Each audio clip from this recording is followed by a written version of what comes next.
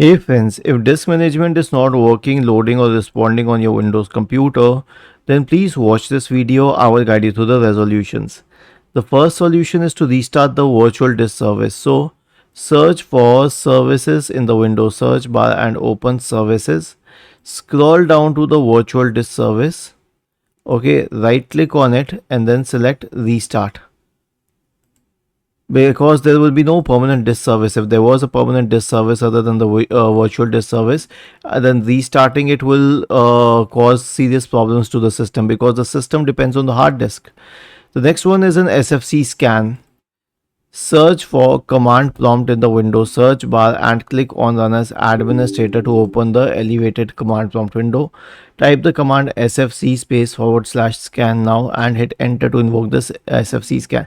Now, a lot of users also recommend the check disk scan, but if it was a problem that needed a check disk scan, you would be getting a blue screen of death error.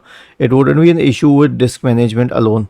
Now, the last option that I suggest is using a third-party software, and you can use a free version. You don't need to buy it, and you can use the Easy US Partition Manager, in which you can easily, what do we say, delete the partitions or format the partitions or split the partitions or extend or shrink them.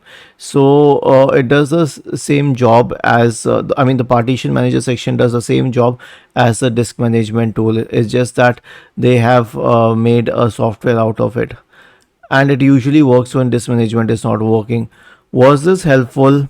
If yes, then please subscribe to the channel, and if not, then let us know in the comment section of the video on how we could help you further. Thank you for watching this video and have a nice day.